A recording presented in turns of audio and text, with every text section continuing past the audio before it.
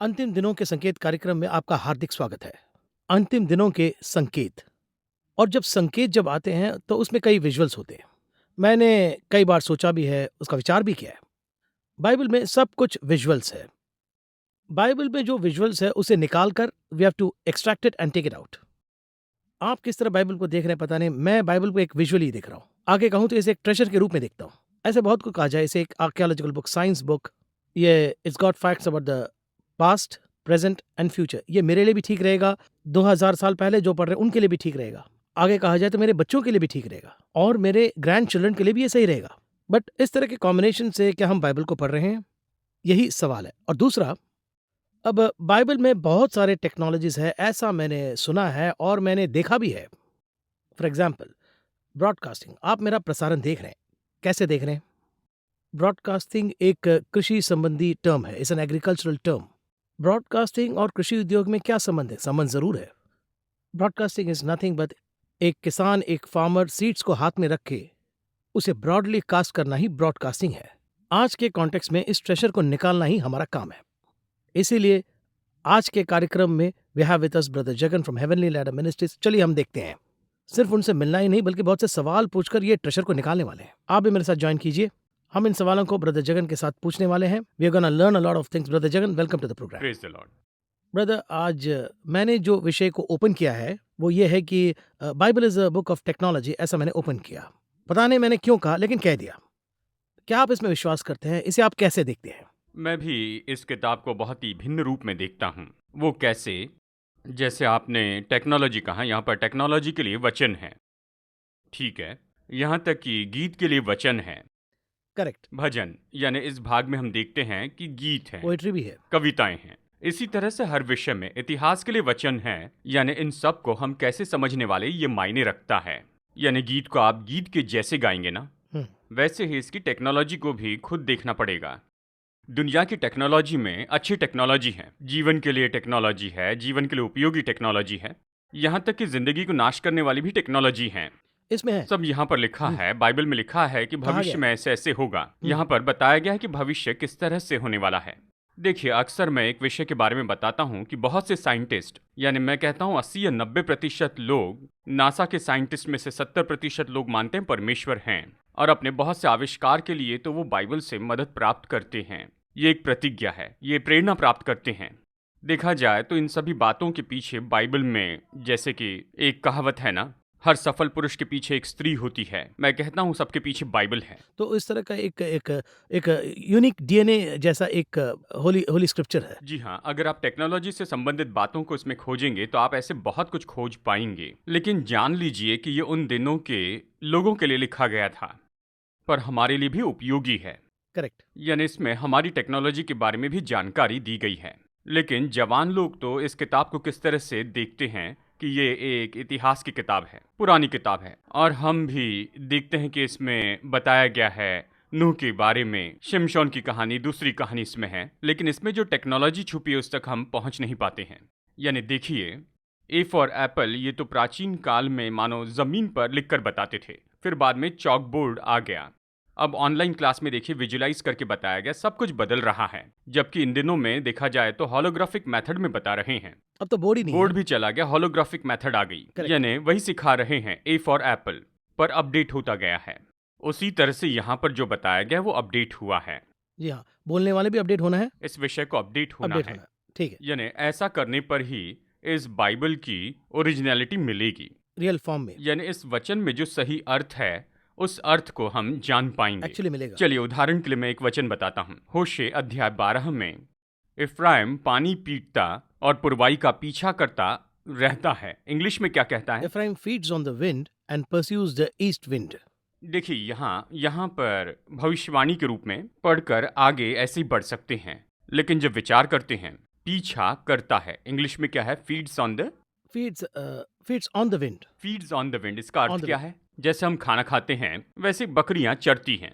वो क्या खाती हैं? वो चरेगी, यानी जी घास चरेगी ना। जीने के लिए पशु घास खाते हैं, पर हवा खाना क्या है? अगर भविष्यवाणी के रूप में देखें, हवा बहती है, हवा खा रहे हैं, तो ऐसे कहते हैं ना कि ये व्यक्ति वायु खाता है, यानी वायु, उसी से ये पैसा कमाते हैं। वही तो मेजर कंपनी ये है। मेजर कंपनीज हैं। ऑयल के बाद अब तो आईटी आ गया। यानी सब देखिए अलग अलग है, चाहे आप ब्रॉडकास्ट के बारे में कहें, चाहे आप वाईफाई के बारे में कहें, इंटरनेट जो वायु पर चलते हैं, चाहे बड़ी बड़ी कंपनी हो, किस पर आधारित है? वायु पर आधारित है ना। वायु न मिले तो हम जिंदा भी नहीं रह पाएंगे। एक दिन वायु न मिले तो क्या होगा? सब कुछ खत्म हो सारा जाएगा। डाटा कोलैप्स होगा। अब देखिए कई लोग इसी पर अपनी जीविका का निर्भर कर रहे हैं, उसी पर उनकी जीविका चल रही है। साधारण रूप में छोटी दुकानों में रिचार्ज करते हैं और उनका परिवार चलता है। कितने परिवार चल रहे हैं? करेक्ट। फिर लिखा है ये पूर्व की वायु है। इसे पढ़कर मैं चकित हो जाता हूँ। देखिए यहाँ wind from the east. East, हाँ जी, ईस्ट। आज युद्ध किसके बीच चल रहा है? 4G और 5G के बीच में ना। 4G west wind, western countries से आई हुई ये टेक्नोलॉजी, और 5G चाइना की टेक्नोलॉजी है, ईस्ट विंड। वे इसको फॉलो कर रहे हैं। कहा जाता है कि 5G के कारण ही पूरे विश्व में युद्ध हो सकता है। यानी देखिए इस वायु पर ये आधारित है।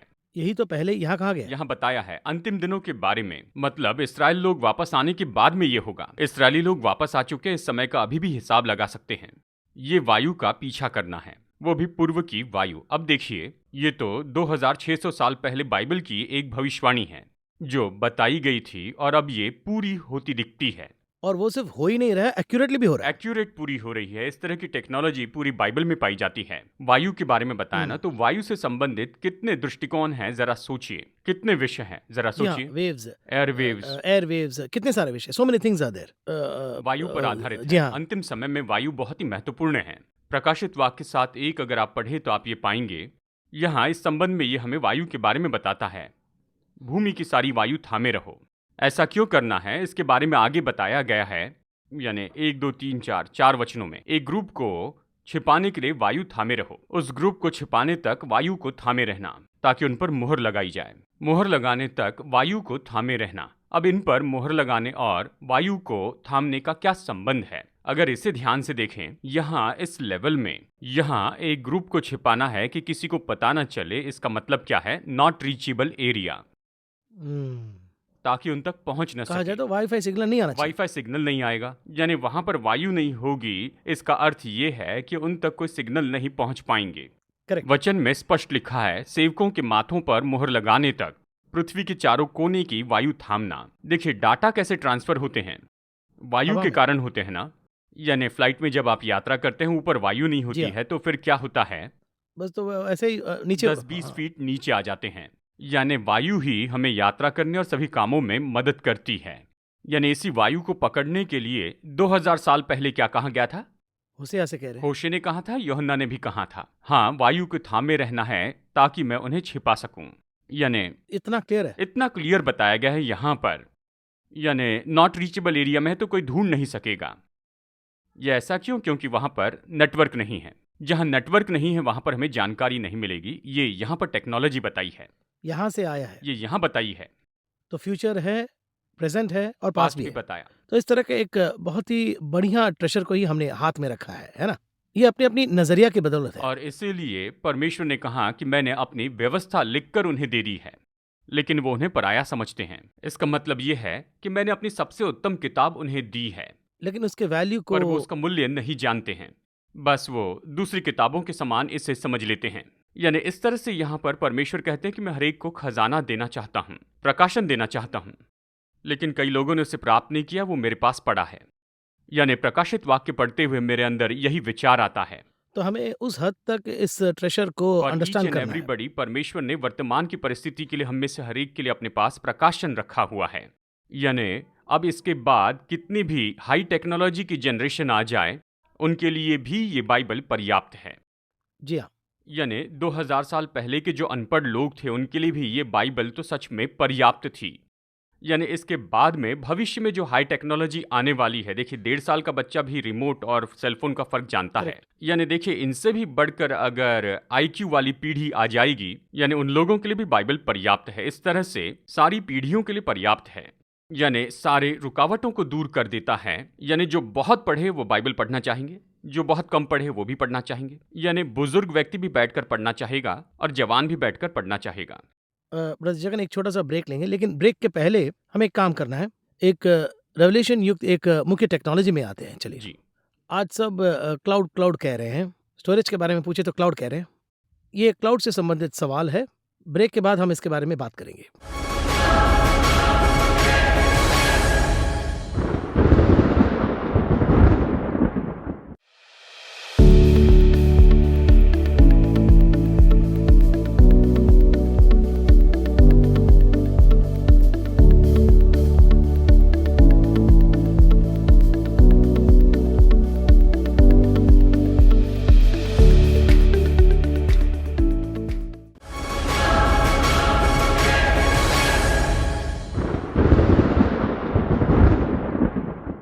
Welcome back brother Jagan. हम ब्रेक के पहले हमने इन सब टेक्नोलॉजी के बारे में बात की। जब हम क्लाउड के बारे में सुनते हैं तो और रेवलेशंस के बारे में मैंने जब देखा तो एक चीज़ जो है वो अलग दिखा, और इसमें आने वाले विषयों के बारे में बहुत से सारे सीक्रेट्स रिवील कर रहे हैं।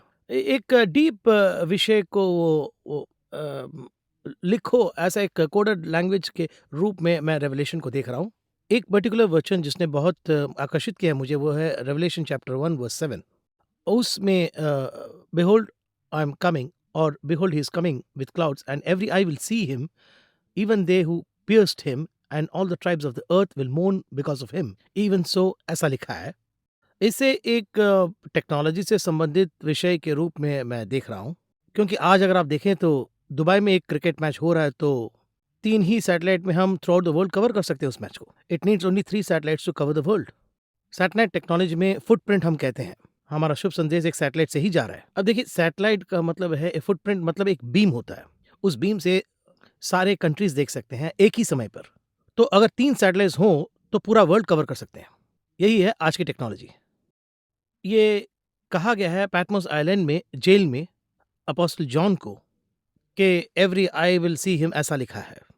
अब ये टेक्नोलॉजी को आप कैसे देख रहे हैं? इस वचन को आप कैसे देख रहे हैं? इस ट्रेजर को आप कैसे देख रहे हैं? आपके दृष्टिकोण से आप ये टेक्नोलॉजी कहते हैं, जी हाँ, क्योंकि मैं क्लाउड में क्लाउड देख के रहा रूप में हूँ। देखते हैं। ये क्लाउड जो है आज स्टोरेज है।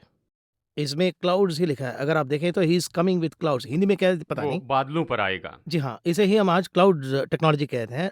तो उसे ही यूज करके यहाँ हर कोई विजुअली देख रहा है। मैं तो इसे विजुअली देख रहा हूँ। और इसे आप कैसे डिकोड कर जी, रहे हैं? आपने एक बहुत ही दिलचस्प सवाल पूछा है। ठीक है। जरा आप ही बताइए कि क्लाउड में स्टोरेज क्या है? डेटा, डेटा यानी कंटेंट। कंटेंट, यीशु मसीह का वचन। क्लाउड में वचन ही आने वाला है, डेटाज ही आने वाले हैं। जैसे ये डेटा ऊपर गया है वैसे ये नीचे आएगा, बाइबल यही कहती है। ओके। प्रेरित अध्याय 11 में जैसे वो ऊपर गया वैसे ही वो नीचे आने वाला है, इस तरह से यहाँ पर बताया गया है। यानी इसे आत्मिक रूप से देखा जाए तो ये यीशु मसीह का दूसरा आगमन है। जब वो आएंगे तो पूरा संसार उसे देखेगा। ये कहाँ है? हर कोई यानी देखेंगे। सब उसे हाँ। देखेंगे, यानी पूरा संसार उसे देख सकेगा। इसके लिए आपके दृष्टिकोण से आप कहेंगे ये एक टेक्नोलॉजी है, सैटेलाइट बेस पर ये सब देख सकेंगे। अब तो मोबाइल में भी आ गया है ना।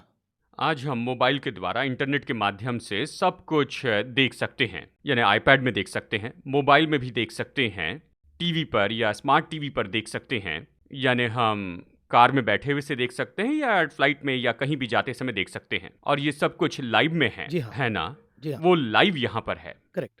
उसका आगमन सब देखेंगे। जिन्होंने उसे भेदा वो भी देखेंगे। क्यों जिन्होंने भेदा था ऐसा कह रहे हैं? यहाँ जिन्होंने उसे भेदा ये जो है ये तो अन्य जातियों के बारे में कह रहा है। दोनों बातें हैं, जिन्होंने उसे भेदा और भूमि के सारे कुल उसके आगमन को देखेंगे। ये दोनों कौन है? अगर देखे तो एक तो जिसने उसे भेदा था वो कौन है? रोमी लोग। यानी उस समय रोमी लोगों ने उसे भेदा था। ये लोग भी उसे देखेंगे। इस तरह से कहाँ है? दूसरी बात, भूमि के सारे कुल छाती पीटेंगे। यानी कौन पीटेंगे? यानी इस समय तक जिन लोगों ने प्रभु यीशु मसीह को उद्धारकर्ता स्वीकार नहीं किया है, यानी उन्होंने उसे अब तक स्वीकार नहीं किया है, वही लोग होंगे ना। जिन्होंने उसे इनकार किया वही वहां पर उस समय होंगे।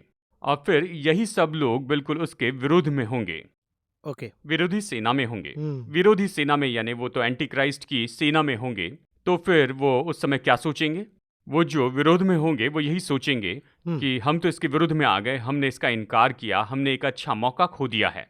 तो वही छाती पीटेंगे। इसलिए छाती पीटेंगे। यानी वो छाती पीटेंगे। यानी उसे भेदने वाले तो रोमी लोग थे जो कि उसके विरोध में थे। वो बादलों पर आएंगे और सब उसे देखेंगे। यही तो आप यहाँ पर पूछना चाहते हैं ना? सब उसे देखेंगे, यही आज का हमारा विषय है। एक तरह से देखा जाए तो टेक्नोलॉजी के रूप में कह सकते हैं। लेकिन जब यीशु आएंगे और सब उसे देख पाएंगे, मतलब अगर इस दृष्टिकोण से हम देखते हैं, अगर आज आसमान में कुछ घटनाएं होती हैं या कोई अद्भुत घटना वहां पर होती है तो सब लोग उसे देख सकते हैं। एक समय ऐसा नहीं था।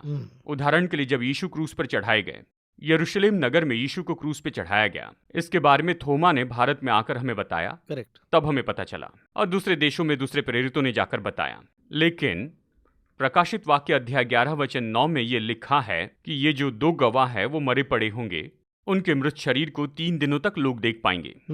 भूमि के सभी लोग उसे देख पाएंगे। अब इसी स्थान पर यीशु को क्रूस पे चढ़ाया था, यही लिखा है, उसी यरूशलेम में। जी हाँ। उसी यरूशलेम में यीशु को क्रूस पे चढ़ाया किसी ने नहीं देखा, जो उपस्थित थे उन्होंने देखा। ये वचन उसी काल में लिखा गया है। वो भी रेवलेशन में है। ये प्रकाशन है, ये वचन उसी समय लिखे गए। पर यहाँ कहता है ये 2 गवाह जो कि मारे गए, उन्हें पूरी दुनिया देख पाएगी, ऐसे कहा है। अब देखिए, इसी वचन के बारे में अगर हम 100 साल पहले लोगों से ये कहते तो कहते संभव नहीं है। जी हाँ, कहा जाए तो रिकॉर्डिंग भी नहीं की होगी। रिकॉर्डिंग नहीं कर सकते थे, मौका ही नहीं था। यानी कुछ लोग इस तरह से कहेंगे, कैसे हो सकता है, मैं तो भारत में हूँ और तुम तो सिंगापुर में हो, हम कैसे एक दूसरे को देख सकते, सवाल पूछेंगे। शायद ये भी इल्जाम लगाएंगे कि ये तो पागल हो गए हैं। नूह के जल प्रलय के समय में जो नाव बनाई थी वो अलग आकार की थी, यानी वो तो आकार में बिल्कुल अलग थी, लंबाई में अलग, डिफरेंट शेप है, अलग आकार में, यानी टोलवाई मेथड होती थी, उस तरह की मेथड 19वीं सदी में इसके बारे में आविष्कार किया गया। उस समय तक वैसा जहाज बनाने में असमर्थ थे, इसलिए नूह की कहानी सच्ची नहीं है, ऐसे कहा। ये सही आकार में नहीं, ऐसा जहाज बना नहीं सकते हैं, तो ये कहानी झूठी है, साइंटिफिकली नॉट पॉसिबल, इस तरह से कह दिया। अब ये संभव हुआ, टाइटैनिक तक सब पॉसिबल हुआ, यानी ये इस तरह की टेक्नोलॉजी है। 100 साल पहले ये सब कुछ नहीं था, लेकिन अब संभव है। जैसे कि हम इस बात के बारे में कह रहे हैं कि पूरा संसार लाइव में देखेगा, जैसे कि लिखा है कि 3.5 दिनों तक देखेंगे। अगर किसी टेररिस्ट को मार देते हैं तो उसका वीडियो निकालते हैं, लेकिन हम उसे देख नहीं सकते हैं, उसे सीक्रेट रखते हैं। जी हाँ। और फिर हम देखते हैं कि यहाँ पर इस तरह की खबरें टेलीकास्ट नहीं करते हैं। जबकि उन्हें मारा जाता है तो उनका वीडियो तो बना लिया जाता है, बाद में बस जानकारी देते हैं। लेकिन इन 2 गवाहों के बारे में पूरे संसार में टेलीकास्ट करेंगे, यानी इनकी मृत्यु तो इतनी महत्वपूर्ण होगी, इन दोनों की मृत्यु को पूरे संसार में टेलीकास्ट करेंगे। भूमि पर रहने वाले सारे कुल उसे देखेंगे, यानी सब लोग उन्हें देख पाएंगे। इस तरह की टेक्नोलॉजी होगी। इस टेक्नोलॉजी के बारे में वचन में बताया है। मैं ये कहता हूँ, इस वचन को पूरा करने के लिए टेक्नोलॉजी है। परमेश्वर ने इस टेक्नोलॉजी को संसार में आने दिया, वचन पूरा करने के लिए प्रभु ने इसकी अनुमति दी। ये साइंटिफिक वर्ल्ड किस तरह से कहता है परमेश्वर नहीं है, मैं कहता हूँ साइंटिफिक वर्ल्ड को प्रभु ने बनाया है। लेकिन उसी टेक्नोलॉजी का शैतान भी इस्तेमाल करता है। देखिए, हमेशा तलवार गोलियत के पास थी, उसी को निकालकर दाऊद ने उसका सिर काट दिया था। करेक्ट। इसलिए कई बार भली चीजें जो होती हैं वो शैतान के हाथ होती है। क्या हमने उसे छोड़ दिया क्या? क्योंकि हमने छोड़ दिया तब इसने ले लिया। कई बार क्या होता है, परमेश्वर जो हमें देते हैं हम उसे नहीं लेते। हाँ, तो हमने ही ना कहा है। देखिए, सबसे बड़ी बात यह है कि हम ये नहीं चाहिए ये कह देते हैं, फिर गलती महसूस करते हैं, बाय द टाइम लेकिन तब तक शैतान उसे ले लेता है। करेक्ट। आजकल इतने ऐप्स आए हैं, इसे कैसे यूज करते हैं ऐसे ही सोचा हमने। अगर इसे नजरअंदाज कर देते तो जो है वो भी कैसे। कई बार हम तो टेक्नोलॉजी को समझे बिना ही उसका इनकार कर देते हैं। करेक्ट, न जानकर और न समझकर, यानी बिना समझे। यानी देखिए, अनजाने में भी ऐसे लोग हैं जो इसे पाप समझ लेते हैं। ऐसा भी वो रिवर्स इफेक्ट है। जी हाँ, नहीं चाहिए, ये पाप है, इस तरह से कहते हैं। देखिए, एक समय ऐसा भी था जबकि सेलफोन के बारे में लोग, विश्वासी लोग इसे पाप समझते थे। लेकिन आज सबके पास सेलफोन है। करेक्ट। लेकिन अब ये पाप नहीं है। आज उनके हाथ में सेलफोन है। मैं इसे पाप नहीं कहूंगा। उन्होंने अनजाने में कहा था, यानी उन्होंने इसे समझे बिना कह दिया था। एक समय था कि मूवी नहीं देखनी है, यानी जब मूवी की टेक्नोलॉजी आई तो हमने इनकार कर दिया। जी हाँ। लेकिन जब शैतान उसे अपने हाथों में लेकर अच्छा खेल खेलने लगा, तब हमें समझ में आया कि ये अच्छी वस्तु है। देखिए, यीशु के जीवन काल की फिल्म देखकर कितने लोगों ने उद्धार पाया है। तब लोगों को ये बात पता चली कि हाँ, इस टेक्नोलॉजी का हम उपयोग कर सकते हैं, ये कहने लगे। लेकिन यही बात अगर हम शुरू में समझ जाते तो, ग्रास्प कर रहे हैं। यानी मैं इसके बारे में इस तरह से कहूँगा कि अगर हम अच्छी तरह से अच्छा ब्रॉड माइंड रखते या फिर फ्यूचर माइंड रखते, गेस कर सकते हैं, हाँ, इस तरह सही उपयोग कर सकते हैं। इस तरह से यहाँ इन वचनों में बताया गया है। तो आप ये कह रहे हैं कि इतने टेक्नोलॉजी होने के बावजूद भी ये वर्ड बेस्ड टेक्नोलॉजी आया है। जी इट हाँ। Starts with the world. यानी टेक्नोलॉजी के रूप से अगर हम वचन देखते हैं करेक्ट। तो वचन में ये सब हैं। जब मैं ऐसे बताता हूं तो लोग ये कहते हैं, ये व्यक्ति अखबार की कुछ खबरों को पढ़कर यहाँ पर आकर उसी के बारे में हमें बता रहे हैं। आज के अखबारों में जो भी खबरें आती हैं, बाइबल इसके बारे में हमें बहुत पहले ही बता चुकी हैं। मैं कहता हूँ कि बाइबल में जो लिखा है वो अभी इन दिनों में अखबारों में आ रहा है। ओके। वो इसे उल्टा समझ लेते हैं। ओके, कैसे? कल की खबर के बारे में ये हमें आज बता रहे हैं। ओके। कल की जो खबर है उसके पीछे बाइबल का कौन सा वचन है, क्या आत्मिकता है, उसे वो समझ नहीं पा रहे हैं। जी हाँ। है ना? जी हाँ। यीशु ने भी इस तरह से कहा है ना, जब तुम सब कुछ जान पाते तो मेरे आगमन के बारे में भी तुम जान पाते ना। ये जो करंट इवेंट है ये वचन में है, इस घटना को तुम वचन से जोड़ नहीं पाए, कोरिलेट कर रहे हैं। समझ नहीं पाए। यीशु ने कहा मैं आ गया, यह मेरे आने के बारे में पहले से बताया गया था, तुम उसे नहीं समझ पाए। इसी तरह से सारी बात बताई गई, टेक्नोलॉजी, युद्ध, मेडिसिन, किलिंग डिसीज भी बताए हैं, साइंस या जो भी हो, जो भी आने वाला उसे बताया गया है। इसलिए तो ये हमें चिन्ह के रूप में बताया गया है। तो कहा जाए तो इसमें सारे क्वेश्चंस का जवाब है। रोनाल्ड रीगन, आप जानते हैं, अमेरिकन प्रेसिडेंट जी थे, हाँ, हाँ। Former president. फेमस प्रेसिडेंट, और दूसरा वो बहुत ह्यूमरस भी यानी है। उन्होंने कहा for each and every question, यानी हर एक सवाल का वचन में यहाँ पर जवाब दिया गया है। उतना साफ कहा है। इतनी बातें यहाँ बाइबल में छिपी हैं। हम टेक्नोलॉजी के बारे में चर्चा कर रहे हैं। हाल ही में मैंने यहाँ एक बात के बारे में देखा, दुबई के बारे में मैंने न्यूज़ में देखा है। वो वायु के बारे में बता रहे थे, यानी वायु के बारे में उन्होंने बताया, लेकिन उन्होंने इसे थोड़ा अलग तरह से बताया। नहूम की किताब अध्याय 2 वचन 4 में, नहूम 2:4 में लिखा है, रथ तो सड़कों में बड़े वेग से हाँके जाते हैं और चौकों में इधर उधर चलाए जाते हैं। बाएं और दाएं तरफ भी आएगा। जी, दाहिनी और बाईं ओर। नहूम के समय में लेफ्ट साइड राइट साइड की बात ही नहीं थी। तो तब लेफ्ट हैंड राइट हैंड ऐसा ड्राइविंग एक का कॉन्सेप्ट। कॉन्सेप्ट उन्हें पता ही नहीं था। यानी लेफ्ट और राइट, डबल साइड रोड, 4 वे रोड, 8 वे रोड, उन्हें तो पता ही नहीं था। Correct. ये आश्चर्य की बात है। यहाँ पर जरा देखिए कि वो मशालों के समान दिखाई देते हैं, यानी लाइट लगाया है। ये जो लाइट लगाने का सिस्टम है वो हाल ही में आया। 50 साल पहले साइकिल पर लाइट नहीं थे, फिर डायनामो लगाए गए। यानी उस जमाने में लाइट नहीं लगाए तो पकड़ते थे। वे मशालों के समान दिखाई देते हैं, यानी फुल हेडलाइट लगाते हैं। इन दिनों में एलईडी लाइट भी आए हैं। 2 या 2,500 साल पहले ये बात लिखी गई है। देखिए अंत में जो बात लिखी है ये महत्वपूर्ण है। यहाँ पर क्या लिखता है, उनका वेग बिजली का सा है। बिजली यानी पर सेकेंड 1,86,000 यानी माइल्स में है। ज्योति की ये रफ्तार है। अभी हाल ही में पहले लूप का आविष्कार किया गया। लूप, जी हाँ। ये जो लूप है 1 घंटे में 1000 किलोमीटर की रफ्तार से जाता है। इसके ट्यूब में हवा नहीं हाँ, होती ट्यूब है, के अंदर। इसके ट्यूब में वैक्यूम होता है। इसकी मैग्नेट स्पीड है। देखिए ये कैसी टेक्नोलॉजी है, और यही टेक्नोलॉजी यहाँ से मिली है। यहाँ है। अब पूरे रेगिस्तान में इस लूप को डाल रहे हैं। देखिए कितनी सटीक बात है। तो इतने प्रोफेटिक और एडवांस तरीके से प्रभु ने पहले से ही करेक्टली उसे रखे हैं। ये भविष्यवाणी कितनी सुंदर है। परमेश्वर ने दर्शन में सब बताया है। तो यहाँ रेवलेशन में भी उन्होंने लिखा है कि हर एक आंख देखेगा, सब आंखें उसे देखेंगी, भूमि पर के सब लोग उसे देखेंगे और विलाप करेंगे। यानी ये बात तो ऐसी होगी कि दुनिया के सब लोग उसे देखेंगे। यीशु मसीह जब आएंगे उस समय के बारे में जरा सोचिए। अमेरिका में रात है तो हमारे यहाँ दिन है, यानी ये डिफरेंट टाइम जोन में है। अलग टाइम जोन है। यहाँ पर बताया कि जब यीशु आएंगे तब सब लोग उसे देखेंगे। अब इसके बारे में यहाँ पर देखिए, यहाँ पर समय अलग होगा। अब देखिए यहाँ पर अलग समय है, तो चलिए मैं यहाँ पर एक और कारण बताता हूँ। एलियंस के बारे में आपने सुना है ना? जी हाँ, मैंने सुना। एलियंस की कोई कहानी सच साबित हुई क्या? Not yet proved. एलियंस होते हैं क्या? एज पर बाइबल ये नहीं है। क्यों नहीं है इसके बारे में बताता हूँ। स्वर्ग में परमेश्वर है और स्वर्गदूत हैं, और फिर उसके बाद में और पैराडाइस में वो आत्माएं हैं। नरक में दुष्ट लोग हैं, हम पृथ्वी पर हैं। बाइबल के अनुसार यही है। दूसरे ग्रहों पर और कोई रहता है ऐसे हमें नहीं बताया है, यानी मार्स पर या दूसरे ग्रहों पर मनुष्यों के रहने के बारे में कोई भी सबूत हमने नहीं पाए हैं। अब चलिए एलियंस के बारे में मैं आपको बता दूं कि अब तक उसके बारे में कोई सबूत नहीं है।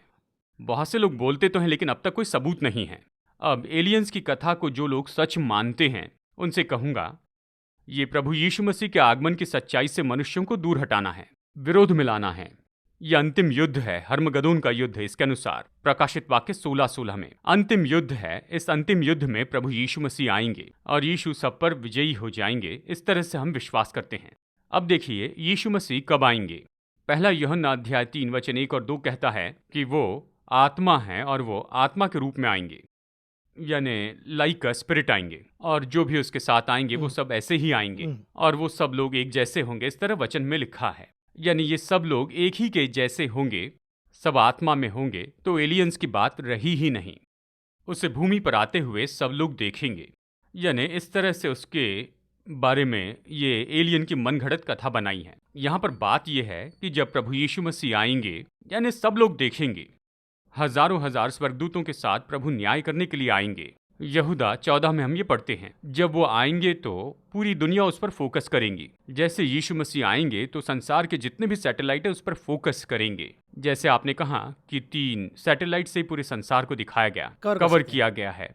अभी लगभग 4000 सैटेलाइट हमारे पास में है और भी लगभग 12000 सैटेलाइट छोड़े जाएंगे। यानी वर्तमान में देखा जाए तो 16000 सैटेलाइट्स होंगे। वो सब उसी पर फोकस करेंगे, कंप्लीटली कवर हो जाएगा। यानी संसार में जितने भी लोग हैं यीशु का आगमन देखेंगे। यानी इतने साल पहले ही ये बता दिया गया है कि पूरी दुनिया उसे एक ही समय में देखेंगी, लाइव देखेंगे। यानी इतने दिनों से जिसकी चर्चा हो रही थी उसे लोग जानेंगे। प्रकाशित वाक्य एक साथ वो जानेंगे, यानी सब लोग उसे देखेंगे जब वो आएंगे। यानी एक समूह के लोग शोक करेंगे तो दूसरे लोग आश्चर्यचकित हो जाएंगे। संसार का फोकस उस पर होगा। तो एक वचन में इतने सारे विषय हैं, तो एक वचन के बारे में हम बात करते करते ही आधा घंटा बीत गए हैं। तो ऐसे हर एक वचन का उस डायमेंशन को, उस ट्रेशर को अगर हम देखें तो जैसा कि आपने कहा, एक जिंदगी इसके लिए काफी नहीं, उतना है। देखिए, गहराई से इसे पढ़ना है, बस पढ़ना है करके इसे नहीं पढ़ना है। वर्तमान की बातें इसमें प्रकट की गई है। रिवील होगा। जो कुछ भी हो रहा है वो सब इसमें लिखा गया है। मैं जवानों से फिर कहूंगा, इसमें सब कुछ बताया है। बैठकर इसे ध्यान से पढ़िए। साइंस के एक एक सब्जेक्ट का अध्ययन करने के लिए पूरा 1 साल लगा रहे हैं। करेक्ट, एक ही सब्जेक्ट के लिए। एक सब्जेक्ट के लिए 1 साल लगाते हैं, 1 साल पूरा पढ़ते हैं, पढ़ने के बाद भी कहते समझ में नहीं आया। बहुत से लोग हैं ऐसे, बहुत से विषय हैं। करेक्ट। मैं कहता हूँ साइन थीटा, टैन थीटा पढ़ते हैं ना, कई बार उसका उपयोग नहीं कर पाते हैं। यानी जिंदगी में हर समय उसकी जरूरत नहीं पड़ती है। यानी हम कह सकते हैं कि जिंदगी में हम पढ़ते समय शायद 1 या 2 साल उसके बारे में पढ़े, पर ये जीवन के वचन हैं। बहुत धन्यवाद ब्रदर जगन। हमने बहुत सारे विषयों के बारे में आज बात की, स्पेशली रेवलेशन चैप्टर 1 वर्स 7 में क्लाउड टेक्नोलॉजी के जो अस्तित्व है उसे हमने इस वर्स में देखा, और हर एक आंख देखेगा ये भी हमने देखा। और उसमें एक इनडायरेक्ट प्रोफेसी हो तब भी क्या होने वाला है, इस तरह का एक वार्निंग भी है। लेकिन उसमें मुख्य बात जो है, ही इज कमिंग, ये साफ साफ दिया गया है। इट्स वेरी क्लियरली दिया गया है। और अगले कार्यक्रम में हम इसी रेवलेशन का दूसरा एंगल देखेंगे। और इस कार्यक्रम में आप आए और भाग लिए, इसके लिए बहुत बहुत धन्यवाद। Will again see you next week. God God bless bless you. You.